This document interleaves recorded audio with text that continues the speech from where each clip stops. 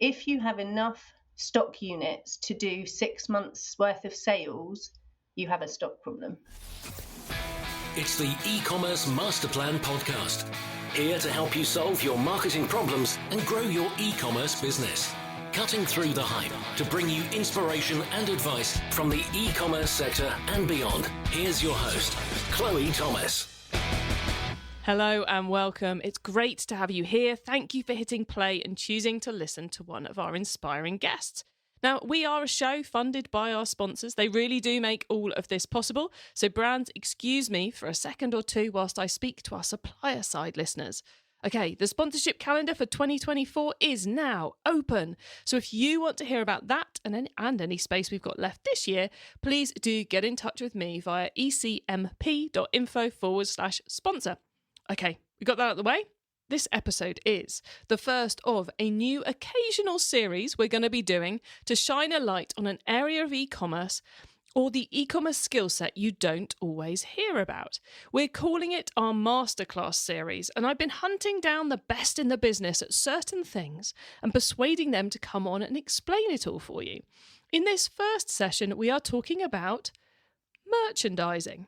A topic I have wanted to cover ever since I launched the podcast. So yeah, it's taken me 8 years to find the right guest for this one. So I really hope you do like it because a lot of effort's gone into this. No pressure, everybody. But look, our guest really knows her stuff. She's most recently done 13 years at John Lewis merchandising fashion, and she can talk about it really, really well too. You are in for a treat. We are covering what merchandising is, how it fits in with buying, how it fits in with marketing, the systems and reports you should be putting together to take control of it, why you should take control of it, i.e. profit margins, lower overstock levels, how to clear out stock. We're covering a lot and she's explaining it all super clearly. So get ready for this and make sure you listen right to the end of the episode because she's got some brilliant top tips for you too. And you'll also get my own take on this episode. Are you part of the free Chloe's e-commerce club? Why not? It's my free online club where the whole e-commerce masterplan audience can come together.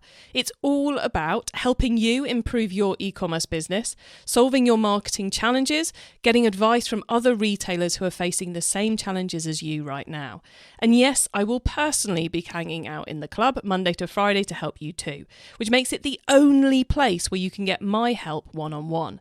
It really is a club all about you and supporting your business. Come on and join me now. Just go to ecmp.info/club. It's totally free to join. So come on, join me and hundreds of our listeners at ecmp.info/club.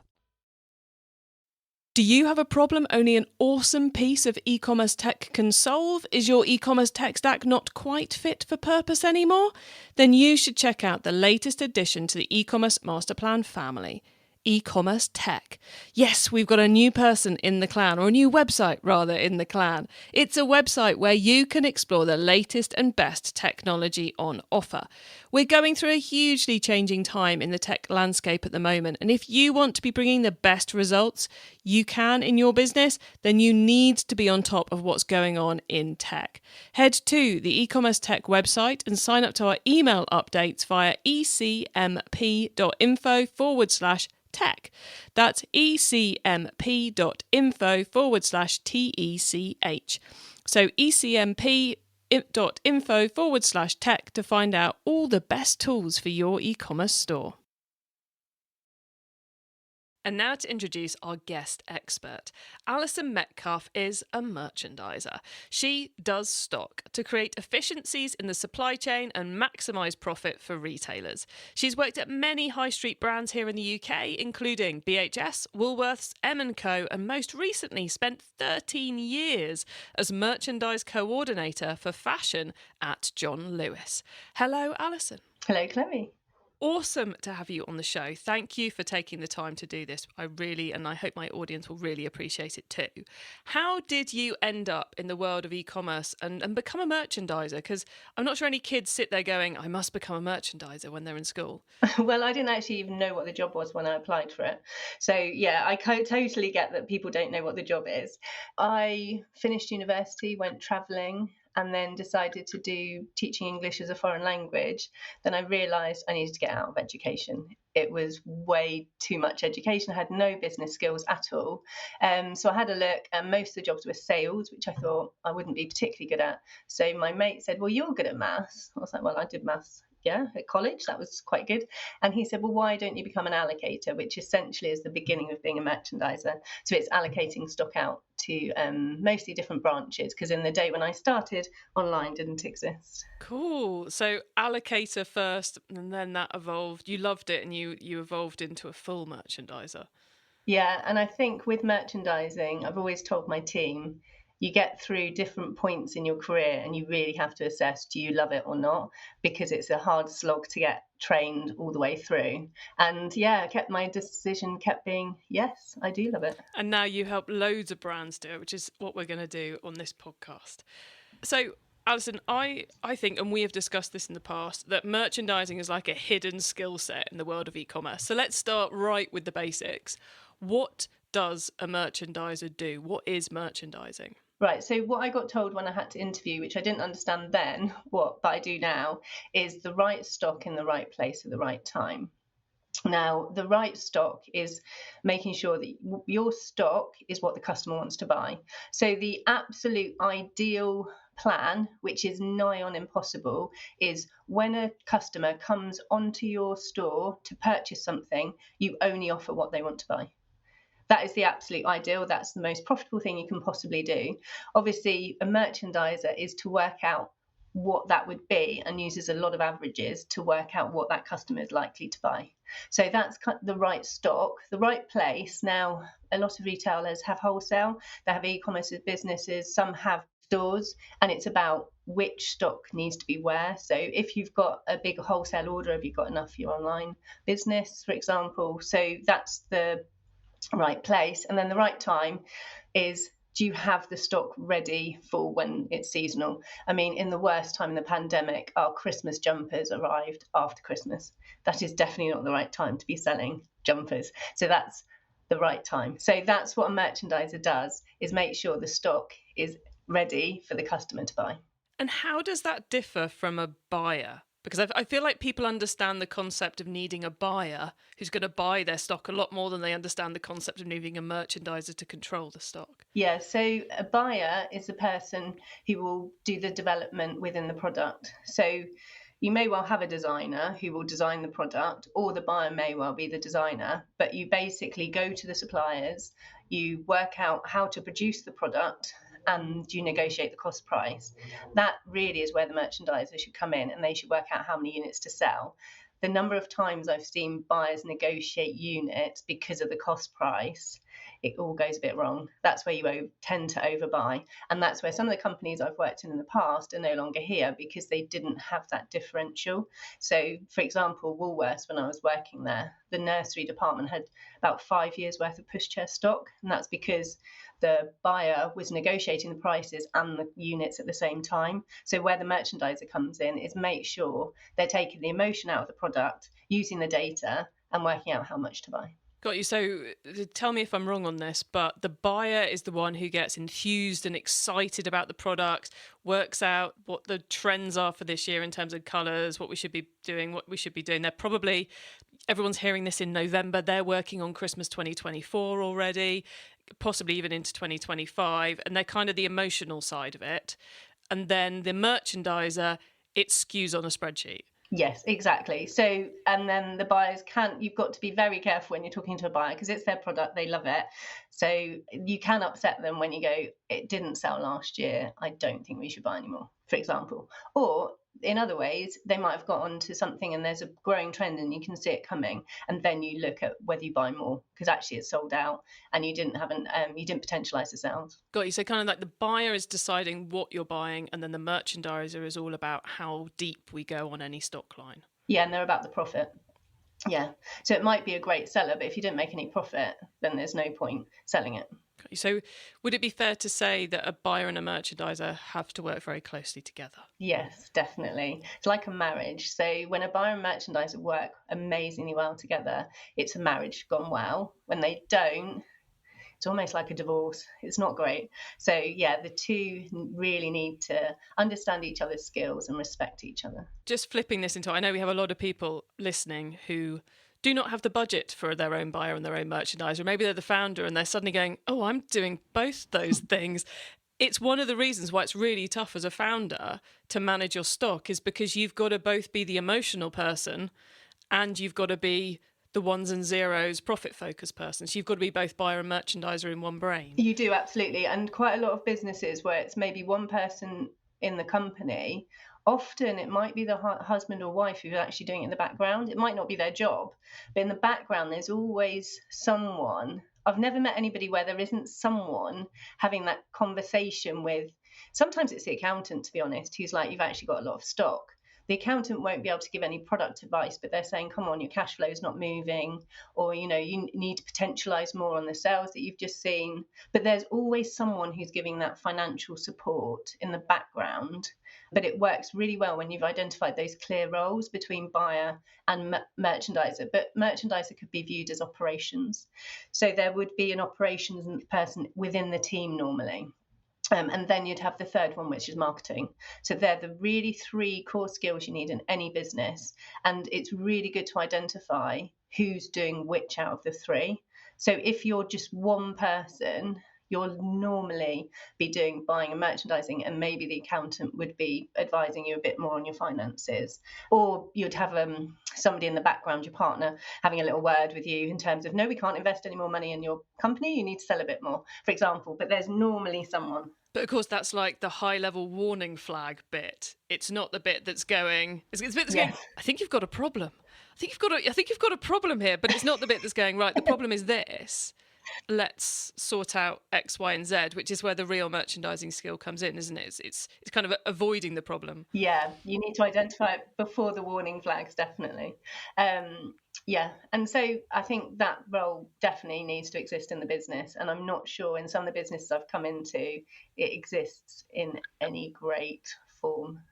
Yeah, and so let's talk practicalities on all this. What are the things I want to say, like, what are the basic things we can do to quickly improve our stock situation or our cash flow? But I'm not quite sure how to approach it. Are there common things you often find people haven't got in place that would make their life so much easier? Yeah, definitely. So when I go in and look at a company straight off, the first thing I do is download a report, look at the last few years' sales, and that will give me an indication of what's selling, what's been selling, what's going to sell, and then I'll look at the stocks. So you go sales first? Sales first, because you don't know what stocks you need until you know what sales you're doing. And the thing that really surprises some people is I look at units. So cash turnover is great and it's part of the equation, but you buy stock in units. So you need to look at your sales in units. And most people have never looked at their unit sales. So it's very quickly identified if you've got a stock problem. If you have enough stock units to do 6 months worth of sales, you have a stock problem. It's that simple. It really is that simple. However, the complication is, where is the stock problem? Because not everything will be on that 6 months cover, for example. So there'll be pockets which are turning so fast you don't have enough stock, and then there's areas which are not performing where your stock is caught up in. And that's kind of like, so first off, look at the sales and look at the stock we've got in terms of units, and then it's starting to divide it down into where's there a mismatch between stock holding and sales likelihood. Basically, yeah. And that's where the emotional part comes in, because the buyer will be particularly emotional about an area, even though the numbers are saying it's not selling as well as you think it is. And that's when you start going, okay, you've got 10 options here. You only really need 5, for example.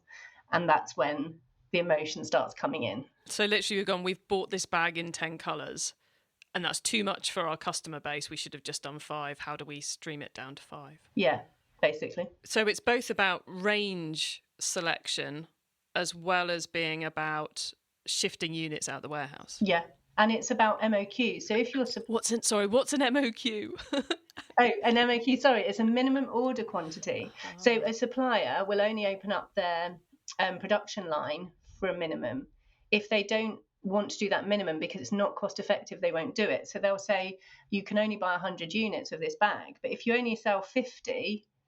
that means you've got 50 that won't sell at full price, which means that you'll probably need to mark it down. So that's where you need to think, okay, well, can I afford to mark it down with what they're offering as a cost price, or can I not? And if you can't, then you need to think about how many bags have you already got, whether you actually need it, and what profit you're really going to make. Got you. So it's right from the very first decision of how much are we buying of this SKU, right the way through to dealing with the problem of having too much, and presumably you get involved in how you get rid of it when you've got too much of specific lines. Yeah, absolutely. So that's the exit strategy. And you should also have a view of what your exit strategy is at the time of placing the order. So yeah, merchandisers go from the very beginning of the production cycle, which is placing the unit order, to exiting the stock out of the business. So it's at any point stock goes along that cycle, merchandisers get involved. Got you. So that's why the relationship with marketing is equally important, because it's about also making sure marketing are flagging the right products to the customers. Yes, absolutely. The worst thing is when marketing decide to promote something that you don't have enough stock for. Guilty. Because you're spending money to tell a customer about something you don't have. Which, by the same thing, means the opportunity cost issue comes into play, which is you promoted a product that you don't have any stock of, when you could have been promoting a product you have too much stock of. So there's only so much space. There's a very fine balance, because as well, you don't want to promote a product that the customer rejected. So you don't want your brand to be caught up with something like that. So it is very much a conversation between marketing, buying and merchandising about what stock to promote. Okay, Alison. So we talked about you working closely with marketing as well as working closely with the buyers. And something we've all been familiar with this year is the term overstock and how that happens in a business. Obviously, if you've got good merchandisers in place, then you're less likely to have an overstock problem in the first place. But it's still, the market is still a fickle thing and these things still happen. In your career, has most of your dealing with overstocks been doing clever marketing and good promotions, or has it been phone up the mysterious people who help us clear pallet loads of stock? It's been everything. So what you try to do is get rid of your stock that's not needed anymore as profitably as you can. So I would start off with a promotion in season if it's not shifting to the plan. For example, the sun didn't come out, so you can't sell any sandals, or jumpers weren't selling because it wasn't that cold. So that is something you can't forecast at the time. So you'd look at how much stock you've got probably about midway through the season. So Easter and October half term are quite good times to look at promotions. You can generally not mark down that much and sell it before the season starts. Obviously, then you've got the June time when you're looking at doing deeper discounting, and obviously you've got Black Friday, and then you've got the end of season sales, which is July and Christmas. By then you're probably looking at 50% off, if not more.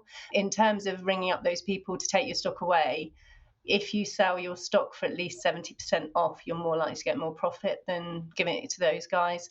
But sometimes it's just easier. So some small businesses decide actually it's just easier to move the stock, get someone to pay them in a bulk amount, and then it's gone off the problem. They don't want to damage the brand, but it's generally the least profitable way of exiting stock out of the business. Got you. So if we can sell it to our own customers for 70% off or better, then that's going to be better than doing a bulk shift to someone who's clearing old stock for us. Yeah, generally.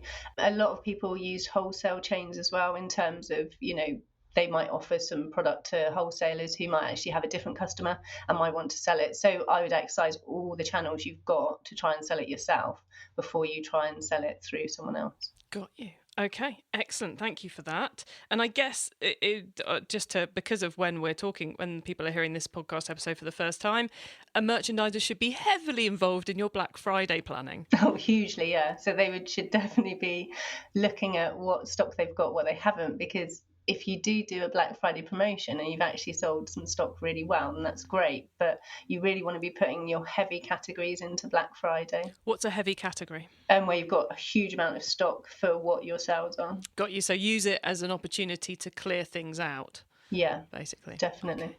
Cool. So we've talked about all these things. You talked about downloading sales data. Are there, software systems we should be looking to help us with all of this? There are many systems out there. So a lot of the retailers that I work with are not using effectively the systems they've already paid for. So there's a lot of WMSs, which are warehouse management systems that have all the stock reports. And then a lot of the time Shopify has a sales report. Shopify does bring in stocks as well, but it depends which stocks you're looking at, because the way they do returns can skew it a bit. But your warehouse will generally, or where you keep the stock, will have the accurate stock as of that day.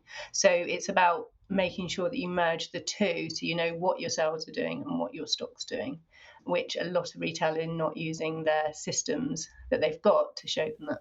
So that's literally just exporting it and putting it in a spreadsheet. Yeah, so there's many ways of doing it. So I think some systems offer dashboards where they can create it for you. Others, it will just be dumping down into an Excel, for example. And then what I would do is to use that as a dump and then create a summary sheet so that every week you're looking at it. And then every week you've got the same information, you know where you are, and it's literally a 5-minute job. Got you. So a weekly task. Yeah.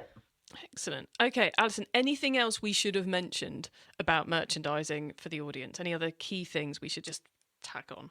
I think it's just understanding that if you have too much stock, it's keeping your cash held in the stock that's not necessarily selling, which means then you can't release it into buying new product. So I think that's the biggest mistake you can get into, which is, okay, I've got this stock problem, but I'm just going to ignore it. But if I don't want to damage my brand by reducing the stock, but actually what you're doing is you're holding your cash flow into stock that's not selling. So my advice is just to try and get rid of it as quickly as possible. E-commerce Masterplan is supported by some of the greatest companies in the e-commerce sector. Here's a reminder of who they are. Are you part of the free Chloe's e-commerce club? Why not? It's my free online club where the whole e-commerce masterplan audience can come together. It's all about helping you improve your e-commerce business, solving your marketing challenges, getting advice from other retailers who are facing the same challenges as you right now. And yes, I will personally be hanging out in the club Monday to Friday to help you too, which makes it the only place where you can get my help one-on-one. It really is a club all about you and supporting your business. Come on and join me now. Just go to ecmp.info/club. It's totally free to join. So come on, join me and hundreds of our listeners at ecmp.info/club. Do you have a problem only an awesome piece of e-commerce tech can solve? Is your e-commerce tech stack not quite fit for purpose anymore? Then you should check out the latest addition to the e-commerce masterplan family. E-commerce tech. Yes, we've got a new person in the clan, or a new website rather in the clan. It's a website where you can explore the latest and best technology on offer. We're going through a hugely changing time in the tech landscape at the moment, and if you want to be bringing the best results you can in your business, then you need to be on top of what's going on in tech. Head to the e-commerce tech website and sign up to our email updates via ecmp.info/tech. That's ecmp.info/TECH. So ecmp.info/tech to find out all the best tools for your e-commerce store. It's time for the top tips round. Okay, I love this section because it gives me and our listeners some really quick ideas for taking our businesses to the next level. So Alison, are you ready for the top tips? I am. Okay, the book top tip. If everyone listening to this podcast agreed to take Friday off and read a book to make their business better, which book would you recommend? Okay, so I've got 2 books, and they may well surprise you. So I've got A Piece of Cake by Cupcake Brown. Now, this is a book. It's not a business book, but it's about somebody who went through some real hardships in her life and turned her life around, and her boss helped her. And something that I think managers need to think about is what's actually going on in their staff at home. So I think people kind of have this idea of what's happening. They don't necessarily truly listen, and this boss did. So I think it's really a great story about understanding your employee, how to get them to work the best way, and also resilience. This person had a really difficult upbringing, and yet she still managed to succeed. So I think that's a really good one, it's quite inspiring, to be honest, which I think everybody needs at this time.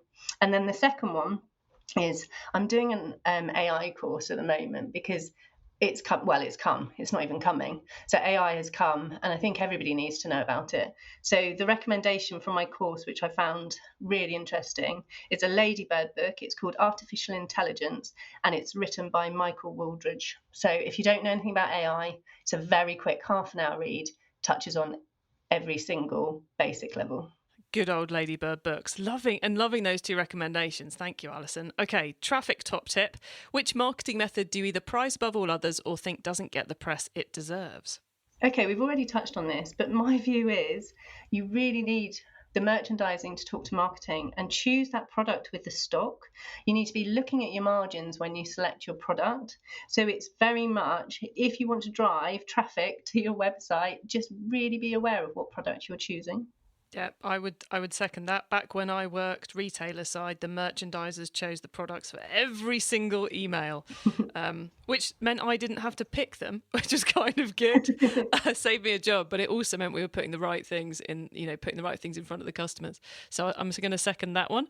The tool top tip, maybe a collaboration tool, a social media plugin, a phone app, or just a way of working. Is there a cool little tool you use that makes you and your team more efficient from day to day?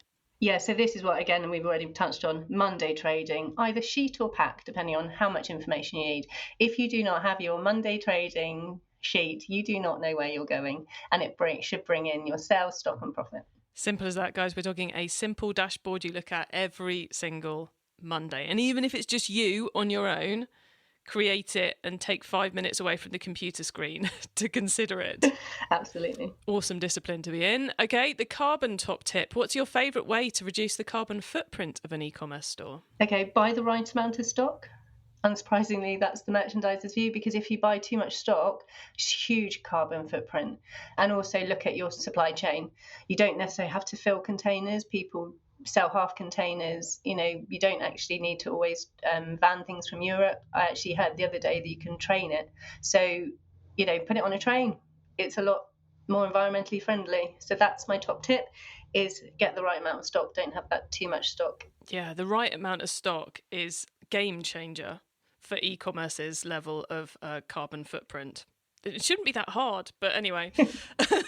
Before we go off on that tangent, Alison, before you say goodbye, could you please let the listeners know where they can find you if they want to get in contact, please? Yep, so I'm on LinkedIn under Alison Metcalfe. So yeah, just DM me if you want to put in a 30-minute call to talk to me about what your issue is at the time, and we can talk through it and look at how I can help you and support your business. And you're working with businesses of all shapes and sizes at the moment, aren't you? I am.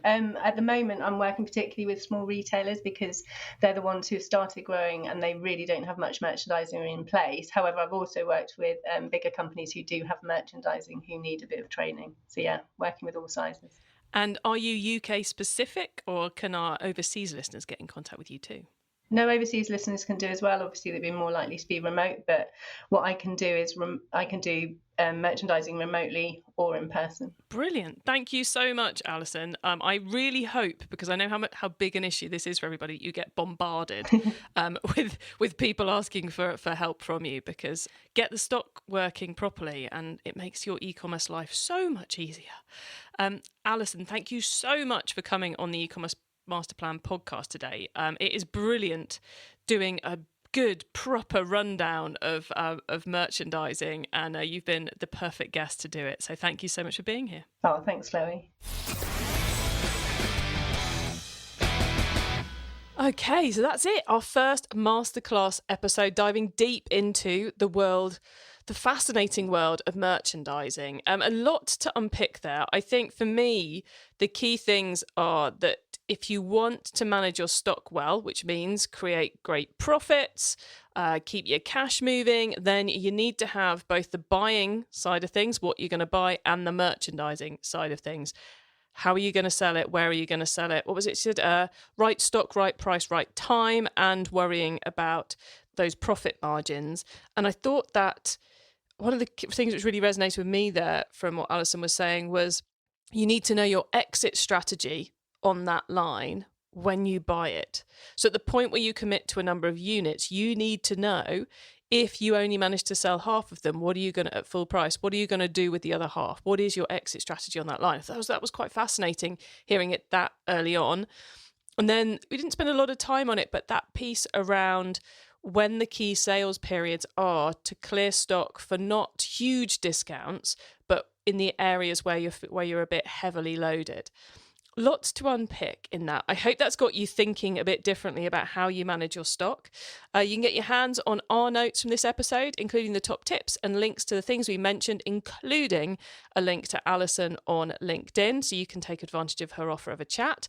You can get all that at ecommercemasterplan.com/podcast, or use our direct to episode short links. Just put ecmp.info/the number of this episode into the URL bar and you'll go straight to the correct page on the website. When you get there, why not add yourself to our email list so you don't miss out on many of the other things I share to help you improve your business. And if you liked this episode, why not check out our fashion episodes? Because that's the area where I think merchandising massively comes into its own, is in the fashion space, and it's where Alison's had most of her experience. And you can find all of those at ecmp.info/fashion. Thank you so much for tuning into this and every episode of the E-commerce Master Plan podcast. I bring you a new interview every week because I want to inspire and help e-commerce business owners like you to succeed and thrive with your business and progress along the path to net zero, to take control of the sustainability journey of your business too. Now, if you know anyone else this show can help, please do tell them to listen to the E-commerce Master Plan podcast. I hope you have a great week, and don't forget to keep optimizing. Thank you for listening to the E-commerce Master Plan podcast. Find out more at ecommercemasterplan.com/podcast.